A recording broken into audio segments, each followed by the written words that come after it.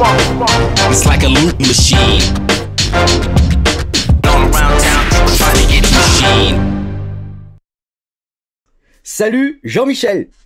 Bonjour Dominique, enchanté de te voir, bien confiné. Alors Jean-Michel, tu es le président de TEVAP, connu plus sous le nom de Terroir et Vapeur, et tu es du côté d'Agen, entre Montauban et Marmande, et puis en élargissant entre Bordeaux et Toulouse. Voilà, ça permet de bien situer sur la Garonne, ça fait partie des fleuves que les gens normalement connaissent. Voilà, et ça s'entend un petit peu à ton accent. Ah bon, j'aurais un accent, non? Un petit peu. Alors, d'abord, comment toi tu vas? Mais écoute, pour l'instant, touchons du bois, je sais pas si j'en ai autour, mais ça va, je vape, ça va bien, je suis en pleine forme, et toutes les personnes qui travaillent avec moi le sont aussi. On a cette chance d'être dans un département, a priori, qui n'est pas trop touché par l'épidémie. Le sud-ouest. Le sud-ouest, oui, sur Agen, on a des statistiques très très basses. Alors, je vois pas trop, mais là, tu es chez toi ou tu es au bureau? Non, là, je suis au bureau, je suis dans ma salle de réunion. D'accord. Est-ce que tu fabriques? Alors, je fabrique. En fait, pour t'expliquer en deux mots, je vais faire très vite. Lorsqu'il y a eu le confinement au tout début, on a pensé que tout le monde était fermé, donc les gens se sont rués sur les boutiques. Donc, j'avais un petit peu anticipé, j'avais fait un petit peu de stock, et puis on a fermé. Et un jour, le temps que le décret soit modifié, dans les boutiques, nous avons tout appelé au secours, on a été dévalisé, on s'est mis à produire beaucoup, et donc en fait, on a beaucoup produit, plus que jamais. Ça c'était au début du mois. C'était au début du mois. Et donc, on est dans une ambiance un peu particulière, en ce sens qu'on a l'équipe de production qui est à fond. Bon, là, maintenant qui est calmé, on est bien remonté en stock. Et à côté, tout ce qui est administratif, commerce, tout est vraiment au ralenti, tous les grands projets, tout ce qui est, on va dire, annexe s'arrête. Donc, quelque part, c'est vraiment la production qui tourne. D'accord. Donc, je peux imaginer que les gens de ta com, de la compta, tout ça sont en télétravail, c'est ça? Oui, c'est ça. Est-ce que tu as dû mettre des gens en chômage partiel quand même ou pas? Alors, j'ai mis une personne en chômage partiel parce que c'est une personne qui, on va dire, qui est à risque, qui a un certain âge, et en plus qui était sur une ligne où on ne pouvait pas vraiment séparer suffisamment physiquement. Donc, sécurité des employés, priorité numéro 1. Donc, elle, je l'ai mis par principe en chômage technique. Et ensuite, pour le reste, pour l'instant, ça tourne en production et tous mes supports transverses, c'est-à-dire la qualité, l'informatique, le commerce, la compta, sont faits en télétravail. Donc, j'ai uniquement l'équipe de prod qui est en fonction. Et alors, justement, sur les lignes d'embouteillage, quelles mesures de sécurité vous avez dû prendre et comment ça a chamboulé ou pas le fait de travailler comme ça? Alors, bon, si tu nous parles des lignes, je te dirai une anecdote après. Au niveau de la ligne, en fait, j'ai séparé les postes de manière à avoir vraiment les gens à chaque bout de la ligne. Donc là, j'ai largement plus de mètres de distance. Donc les gens ne peuvent pas se contaminer.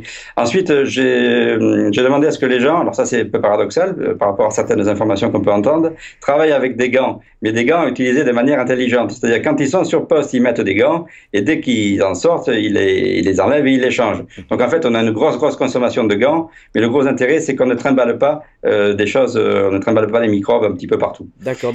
Est-ce que tu as pu te fournir des masques? Et non, ça malheureusement, des masques, ça fait encore partie des choses très compliquées, donc c'est les distances. Et donc je vais vers l'anecdote que je voulais te dire au début. On a une salle de pause où les gens mangent, du coup la salle de pause, je l'ai fermée et on a redistribué dans une grande salle de stock les tables et les chaises, de manière à avoir les gens qui sont suffisamment éloignés pour pouvoir manger ensemble, mais tout en étant, c'est un petit peu bizarre comme ambiance, où on a des tables éloignées, avec des gens qui mangent à des distances phénoménales, qui crient un peu pour s'entendre. Le virus a tué la convivialité. Oui, complètement. Oui, tout à fait. Surtout qu'on est dans une région où les gens s'embrassent et se serrent beaucoup. Et c'est vrai qu'on était souvent arrêté. Ah non, finalement, voilà. Vivement qu'on puisse s'en sortir pour se refaire des câlins. Ah oui. Ça manque, hein? Ça manque, ça manque. Oui. Et quand on se balade dans la rue, on se voit tous comme des pestiférés, c'est terrible. Oui. Tant que tout le monde n'aura pas de masque, je pense que ça va être compliqué, oui. Ouais. Et quel est aujourd'hui ton plus gros problème? Le plus gros problème qui se pose à toi? Alors, mon plus gros problème, je dirais, c'est d'être dans le brouillard. Pour l'instant, sur le mois de mars, ben, du coup, on a très bien fonctionné. Et quand je sonde un petit peu les boutiques, j'estime qu'il y en a environ 20% qui ont carrément fermé. Les autres sont passés en drive et tournent à peu près à 70% de volume. L'export, là, il est arrêté, quasiment arrêté. Donc, on se dit que forcément, il va y avoir une chute des volumes, mais qu'on a beaucoup de mal à anticiper parce que pour l'instant, on l'a pas senti. Mais en fait, la partie complexe, c'est d'anticiper la gestion dans le mois ou les 2 mois à venir. On a beaucoup de mal à se faire une idée de comment le marché va s'orienter. Ça, je t'avoue que là, j'ai pas de boule de cristal et c'est ce qui me pose le plus de problèmes actuellement, c'est savoir anticiper. On ne sait pas quand ça va terminer et alors que bon, quasiment tous les autres fabricants ont des problèmes de livraison, je peux imaginer que c'est aussi un de tes gros problèmes. Alors, pareil, j'ai anticipé. Donc, moi, je travaille beaucoup de matières premières fraîches, beaucoup. Donc, c'est quand même en local, donc j'ai pas de problème d'approvisionnement là-dessus. J'ai du stock pour plusieurs mois. Alors ça c'est ta matière première, mais toi-même, pour livrer tes clients, les boutiques. Ouais, on a eu de très gros problèmes la première semaine avec le transporteur avec lequel on avait l'habitude de travailler. Je vais pas dire qui c'est pas la peine de faire de la mauvaise pub. On a eu de la chance de pouvoir rebondir avec un autre avec lequel ça se passe très bien, qui nous a bien rattrapé le coup. Donc pour l'instant, autant ça a été une catastrophe la première semaine où rien n'était livré. Là maintenant tout est reparti. Je n'ai plus le problème de livraison en touchant du bois pourvu que ça dure. Mais là pour l'instant ça fonctionne. D'accord. Donc, apparemment, chez Terroir et Vapeur, vous avez pris quelques mesures de sécurité. Beaucoup de mesures de sécurité. Au maximum. Vous tournez encore, coûte très bien. Vous n'avez pas de problème de livraison. Je dirais, tout va bien dans le sud-ouest ou quoi? Pour l'instant, vu la situation, ça serait méchant de ma part de dire que je me plaigne. Je peux pas me plaindre. Pour l'instant, ça va. Je te dis, notre souci, c'est de pouvoir anticiper comment ça va se passer, sachant qu'on sent bien qu'il y a des marchés qui n'existent plus, je te dis export, et que d'autres boutiques sont fermées, d'autres marchés qui baissent. Le problème, c'est l'anticipation, c'est savoir faire du prévisionnel. Là, le vrai problème, c'est de faire un modèle. L'export représente beaucoup pour ton activité? Entre 20 et 25%. D'accord. Bon, ça va, il vous en reste encore un petit peu. Oui. Tu me dis que tu as du stock de matières premières, glycérine, propylène, arôme, tout ça, nicotine. Je n'ai pas d'arôme.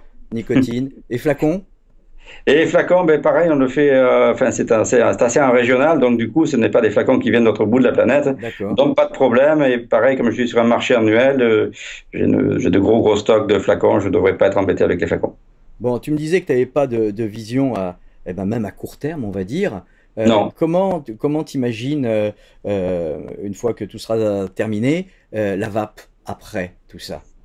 Écoute, j'ose espérer que les gens ne retombent pas dans la panique sur la cigarette tout court, puisque j'ai entendu en parlant que le marché du tabac avait considérablement augmenté, j'ai entendu parler de 30%.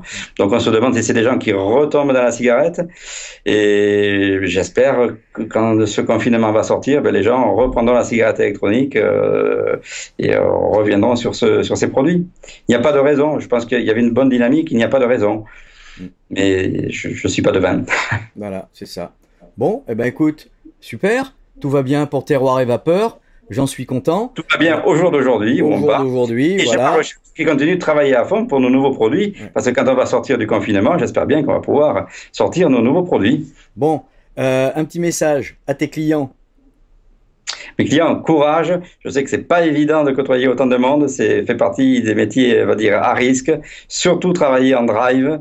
Prenez toutes vos précautions, équipez-vous, désinfectez, utilisez du gel hydroalcoolique. Et puis, bon courage à tous. Merci Jean-Michel.